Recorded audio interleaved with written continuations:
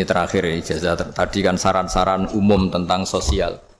Ya, pokoknya jadikan kebaikan itu punya nilai sosial yang baik lah. Jadi nanti orang yang nggak amanah nggak laku. Ya, calon bupati, gubernur, presiden yang nggak amanah juga nggak laku. Begitu juga kiai yang tidak amanah juga nggak laku. Suami yang nggak amanah juga nggak laku, istri yang nggak amanah juga.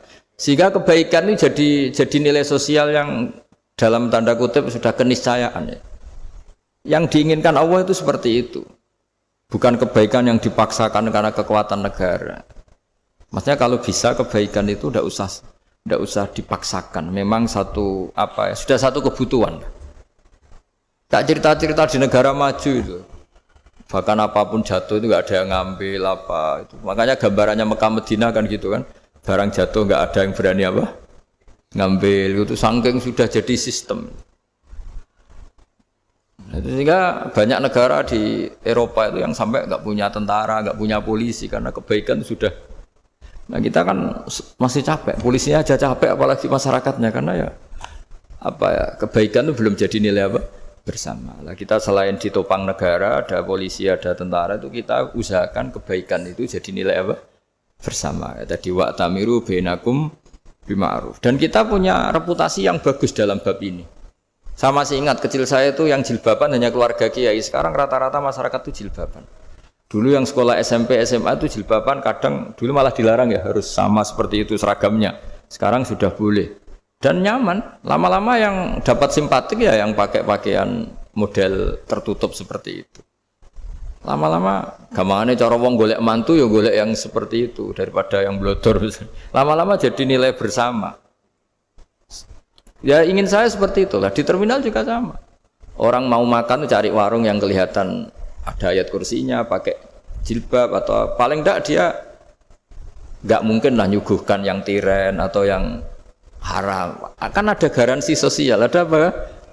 Ada garansi apa? Sosial dengan penampilan yang soleh itu kan masa iya nyuguhkan oplosan babi itu misalnya itu. Jadi nilai sosial itu harus harus benar-benar jadi nilai sehingga negara biar gak capek-capek.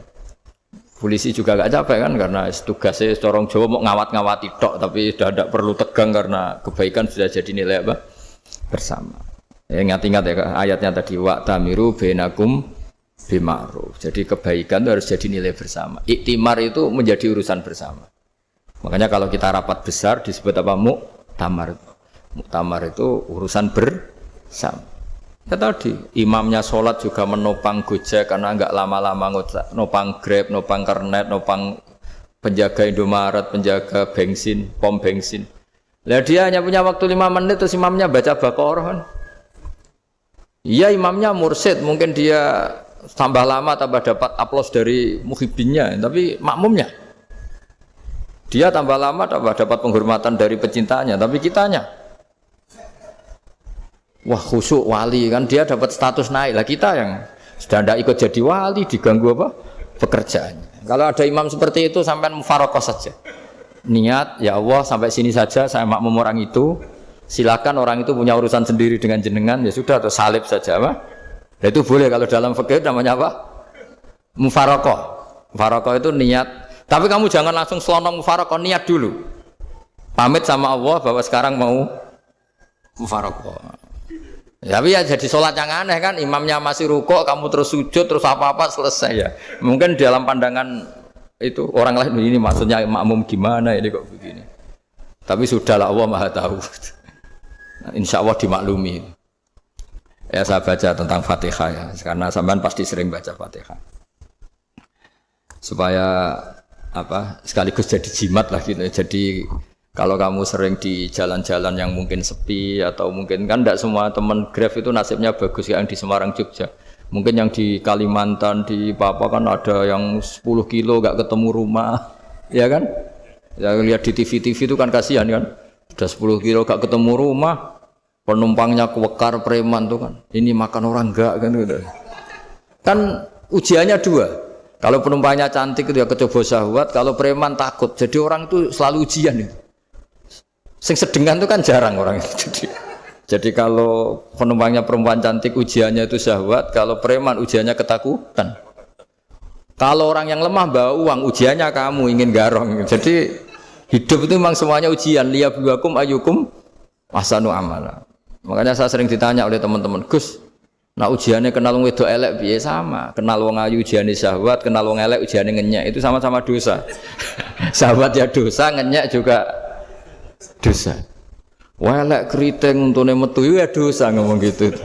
Kadang-kadang orang berpikir enak kancanan wong elek gak dosa. Kata siapa kancanan wong elek itu ya dosa karena bawaannya ngenyek. Ngenyek itu menyepelekan itu. Makanya saya itu ya nggak mau berteman sampean. Nanti kan bawaannya ngenyek atau seneng ya tidak tahu. Ya sudah ada takdir saja kalau ketemu ya tak ulang ngaji gitu. Tapi ini ngaji terakhir, setelah ini ngaji biasa aja, tidak usah resmi gini. Ngaji kok resmi aneh. Pokoknya nanti suatu saat kalau pandemi sudah berlalu saya akan ngaji Rebone. Ini ngaji. Ini ngaji yang kurang bagus karena ngatur kiai kurang berkah ini. Nanti tapi ya lumayan lah masih mau ngaji. Ngaji kok tanggal ini jam ini. Sekarang suatu saat kamu tak panggil, Mas Wahyu datang ke sini jam ini tidak mesti bisa. Mungkin pas ada acara apa, maaf ke sini pas ngecek pas apa.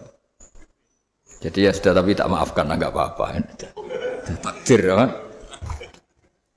Tak bacakan supaya sampean tahu keramatnya bismillah. Nah, sebelum saya bacakan bismillah Fatihah tak beritahu tentang ilmu tafsirnya karena ini penting sekali. Fatihah itu dawuhnya Allah, tentu itu dawuhnya Allah. Saya ulang lagi itu kalam Allah. Tapi yang sudah diberikan kesampaian ke kita semua. Sehingga seakan-akan itu menjadi dawuhnya kita ke Allah. Jangan salah loh ya. Fatihah itu dawuh Allah tapi sudah diberikan ke kita. Sehingga posisi kita itu yang punya itu. Nah kenapa ini perlu dijelaskan? Karena nanti ada kalimat iyyaka na'budu wa iyyaka nasta'in. Kalau itu masih kalam Allah, berarti Allah ngomong ke kamu, ngendikan ke kamu, kepadamu aku menyembah. Masa Allah menyembah kamu? Nah sehingga ilmu tafsir itu menyelesaikan itu dulu ya. Saya ulang lagi ya, sebelum sampean sering baca Fatihah, aku yakin ya sering baca. Tapi barokahnya tidak paham itu tidak pernah janggal. Enggak paham itu ya penting supaya tidak iskal, tidak janggal.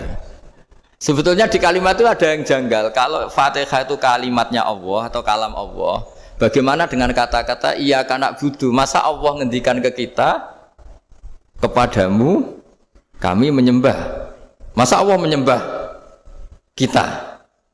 Maka penyelesaiannya secara ilmu tafsir gimana? Semua ulama mengatakan, bukan satu dua, semuanya mengatakan di Fatihah itu semuanya diberi kawalan kalimat. Saya ulang lagi ya, di Fatihah itu semuanya diberi awalan kalimat qulu, katakan wahai hambaku begini. Ya, katakan wahai hambaku begini. Nah, begini ini pelajaran dari Allah yang sudah diberikan ke kita. Terus kita mengatakan bismillahirrahmanirrahim, alhamdulillahirabbil, termasuk kita mengatakan iyyaka na'budu wa iyyaka nasta'in. Jangan bayangkan Allah ngendikan ke kita. Kalau Allah ngendikan kita berarti gini, hei wahyu ihdinas siratal mustaqim, tunjukkan saya jalan yang benar. Nah nanti kamu terus, ya Allah Anda aja minta tolong saya minta tolong siapa kan, jadi panjang kan. Ya saya ulang lagi ya, jadi itu di ulumul Quran diterangkan gimana sebelum baca Fatihah ya. Fatihah itu kalamullah, ngendikane Allah, tapi yang sudah diajarkan ke kita dan sudah milik kita, sehingga kalimat itu menjadi milik kita.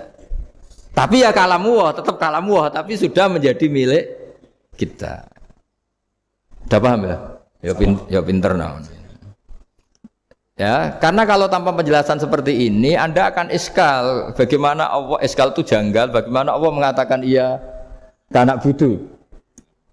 Kan jadi aneh kan? Ya, jadi tak jelaskan secara ilmiah ya. Jadi kata ulama-ulama tafsir, ayat-ayat Quran seperti ini sebetulnya dimulai dari qulu apa? Meskipun enggak dilafadzkan. Itu kan sama dengan qul huwallahu ahad Muhammad, katakan kalau Tuhan itu satu. Ya namanya Quran itu kan kalam Allah, membina nabinya, membina umatnya. Makanya dikatakan atau enggak, di sini tersembunyi kata qulu, katakan. Ya, jadi ya ibarat apa itu? Kamu ngajari anak kamu lah, panggil jenengan bapak kula. Itu maksudnya anak itu kalimat kamu, tapi kamu ajarkan ke anak kamu. Terus anak kamu bilang, Pak jenengan bapak kula. Nah, ketika kamu mengatakan jenengan bukan kamu mengatakan jenengan anakku, berarti anakmu itu bapakmu, kan lucu kan? Anak kamu ajari jenengan bapak kula. Kamu engkau bapak saya. Terus anak kamu mengulang jenengan atau kamu bapak saya. Berarti itu kalimat yang kamu ajarkan, tapi sekarang sudah milik anak kamu. Kalau itu kalimat kamu kan lucu, masa anak kamu bilang bapak. Nah itu seperti itu. Jadi ulama memberi solusi atau jawaban iyyaka na'budu wa iya, itu sebelumnya ada kata-kata kulu, katakan wahai hambaku, hubungan kamu dengan saya adalah katakan iyyaka na'budu wa iyyaka nasta'in. Terus hubungan kamu dengan saya katakan juga dalam doamu ihdinas siratal mustaqim. Jelas ya, jadi itu kalam Allah yang sudah milik kita karena diajarkan Allah untuk kita. Dong ya? Ya dong, gak jelas ya. Tapi bagus, gak jelas itu bagus. Kalau kamu jelas gak jadi dikrep, jadi gubernur.